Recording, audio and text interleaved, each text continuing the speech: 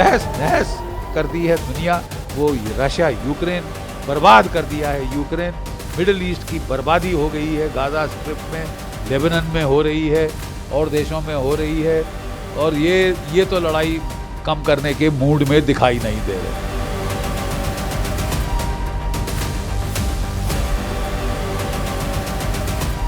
Iran ने कल 200 missile और ड्रोन अटैक से इजराइल के ऊपर हमला किया, और वो अभी ये आशंका है कि इजराइल भी इसका बदला लेगा, कुछ भयानक आक्रमण करेगा। तो वैश्विक स्तर पे पूरी सब जगह अनिश्चितता का माहौल हुआ है। खास करके आप देख रहे हैं कि भारतीय स्टॉक मार्केट गिरे हैं, और इसमें भी हमारा मानना है कि कुछ स्टॉक्स हैं जो इजरायली कनेक्शन जिसका है और ऑयल बेस्ड स्टॉक्स हैं, उसमें कुछ ज्यादा गिरावट आने वाले दिनों में कुछ ज्यादा गिरावट देखने को मिल सकती है। सर, क्रूड ऑयल की कीमतें भी काफी चढ़ी हैं इस ईरान और इजराइल की लड़ाई के बाद। उस पे क्या आउटलुक है? क्रूड ऑयल की कीमतों में लगातार गिरावट आई थी। अभी आप वर्तमान स्थिति देखेंगे तो कल परसों का जो स्तर था रफली करीबन $72 पर बैरल था। अभी जो अनिश्चितता का माहौल रहा है, इससे यह आशंका है कि ये बहुत तेजी से ऊपर बढ़ सकता है और $80 प्रति बैरल या उससे भी ज्यादा जा सकता है। इसकी 2-3 मुख्य वजह हैं।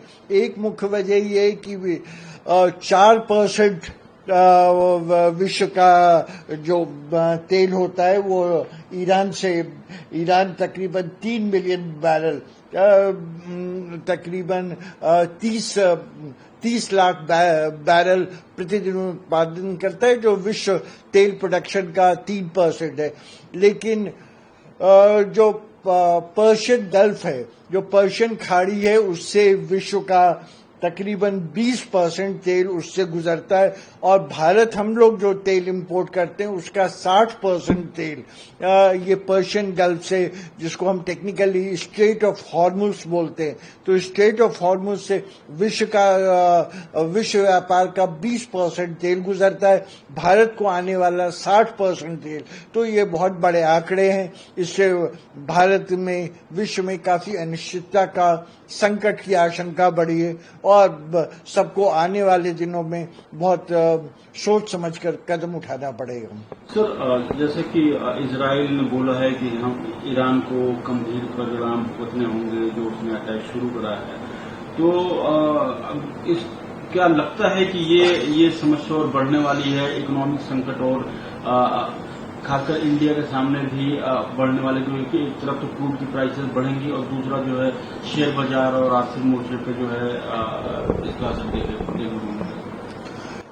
हाँ, आने वाले दिनों में हमारी मान्यता है कि ये संकट गहराएगा और इसके और विकराल परिणाम आ सकते। लेकिन सभी लोग अभी इस चीज में अनिश्चितता का माहौल है। इजराइल अटैक करेगा, दोबारा बदला लेगा, इसके बारे में तो कोई शक नहीं। लेकिन वो उस हमले का, उस अटैक का क्या स्वरूप होगा, किस समय होगा, कितनी विकरालता होगी, ये कहना अभी मुश्किल है। इसमें जो सबसे देखने वाली बात है, 2 बहुत सेंसिटिव सेक्टर्स हैं ईरान के, जो एक तो उसके न्यूक्लियर प्लांट्स हैं जहां पे न्यूक्लियर पावर का उत्पादन होता है, उसके न्यूक्लियर अस्त्र हैं, और दूसरा उसके जो ऑयल प्रोड्यूसिंग प्लांट्स है, इंफ्रास्ट्रक्चर का जो बहुत अहम हिस्सा है। अगर इन दोनों पे कुछ अटैक हुआ तो इसके बहुत घातक परिणाम निकलेंगे। फिर ये लड़ाई कहां तक जाएगी कहना बहुत मुश्किल है। फिर ईरान उसका बदला लेगा। अगर छोटा मोटा अटैक, कहीं पे कुछ पुल उड़ा देते हैं, कुछ फैक्ट्री तबाह कर देते हैं, कुछ 2-4 हवाई जहाजों को मारते हैं, तो उसके इतने घातक परिणाम नहीं है। लेकिन अभी देखने की बात यह है कि उसके अगर ईरान के न्यूक्लियर प्लांट्स के ऊपर अटैक होता है या ऑयल प्रोड्यूसिंग यूनिट्स के ऊपर होता है, तो ये दो इसके बहुत घातक परिणाम। इसमें अभी आम सहमति नहीं बन पाई है कि ईरान के ऊपर अटैक होगा, इसका स्वरूप क्या होगा।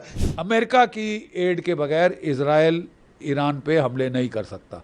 उसको कितना लंबा फासला जाना है, कई देशों के ऊपर ओवरफ्लाइट करनी है, एयर टू एयर रिफ्यूलिंग के लिए अमेरिका के टैंकर चाहिए।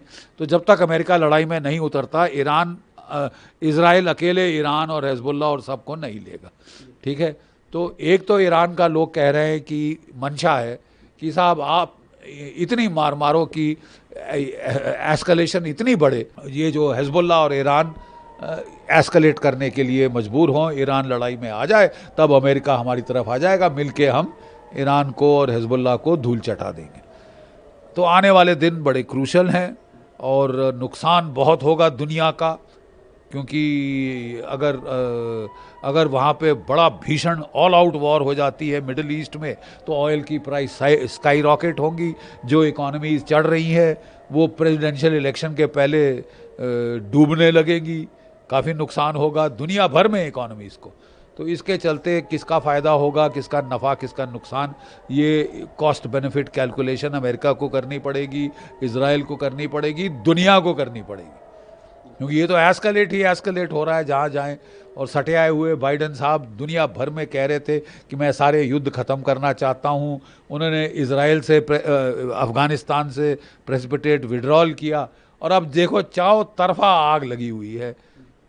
रशिया यूक्रेन वॉर तीसरे साल में जा रही है, ये 1 साल कंप्लीट हो रहा है, और वहाँ आगाज़ लग रहा है, अंदेशा लग रहा है कि चीन भी ताइवान पे या फिलीपींस पे धावा बोल देगा। तो ये तो वर्ल्ड वॉर तो साहब शुरू है। तो इसके चलते अब आने वाले दिनों में क्या होगा ये बहुत क्रूशल है।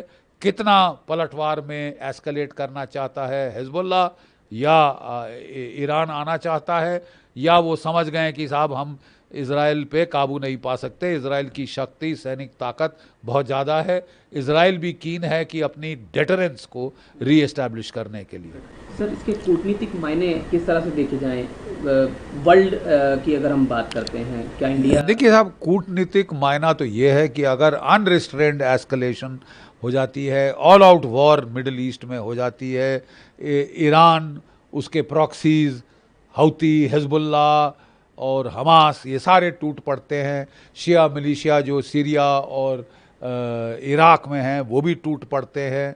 और वहाँ तुर्की बड़ी थ्रेटनिंग नॉइजेस वो कर रहा है, वो भी सुल्तान एर्दोगान अपने आप को खलीफा बताना चाहते हैं मुस्लिम वर्ल्ड का। वो कह रहे थे इस्लामिक अलायंस होनी चाहिए, अब कह रहे हैं ह्यूमन अलायंस होनी चाहिए, इज़राइल को नाज़ी रिजीम करार कर रहे हैं वगैरह वगैरह। तो क्या उनमें टूट पड़ने की हिम्मत है, कुछ करने की हिम्मत है? रूस किस हद तक सपोर्ट करेगा, चीन किस हद तक सपोर्ट करेगा, अभी आने वाले दिनों में ये दुनिया के लिए बड़ा खतरा बन रहा है। और अगर इस टाइप की एस्केलेशन होती है तो जैसे मैंने आपको समझाया कि पहले तो ग्लोबल इकोनॉमी पे हिट होगा, ऑयल की प्राइसेस चढ़नी शुरू होंगी, they can go through the roof. और ऑयल की प्राइसेस चढ़ गई तो दुनिया भर में इन्फ्लेशन हो जाएगी। इकोनॉमी जो पहले तो कोविड से चरमरा गई थी, फिर वो रशिया यूक्रेन वॉर से चरमराई, फिर जो हाउतीज हमला कर रहे हैं रेड सी पे, सारी जो ट्रेड है वो केप ऑफ गुड होप से साउथ अफ्रीका के चारों तरफ से होके जा रहा है, कॉस्ट बढ़ गए हैं, वो सब बढ़ गया है। तो इस एस्केलेशन से इकोनॉमिक नुकसान तो दुनिया भर का होगा, ग्लोबल इकोनॉमी का होगा, अमेरिका का होगा, मिडिल ईस्ट का होगा, इज़राइल का होगा। और किस हद तक दुनिया अभी राजी है इसको सहने के लिए? लगता है कि अमेरिका और यूरोप तो आमादा हो गए हैं कि वर्ल्ड वॉर 1 हमने करी, वर्ल्ड वॉर 2 हमने करी, वर्ल्ड वॉर 3 भी हम करेंगे, और दुनिया भर को भाषण देंगे, लेक्चर देंगे, मॉरल लेक्चर देंगे कि भाई रैशनैलिटी का इस्तेमाल करो, रीज़न का इस्तेमाल करो। और खुद देखो साहब कर क्या रहे, तहस नहस क्या कहते हैं कर दी है दुनिया। वो रशिया यूक्रेन बर्बाद कर दिया है, यूक्रेन, मिडिल ईस्ट की बर्बादी हो गई है, गाज़ा स्ट्रिप में, लेबनान में हो रही है, और देशों में हो रही है। और ये तो लड़ाई कम करने के मूड में दिखाई नहीं दे रहे।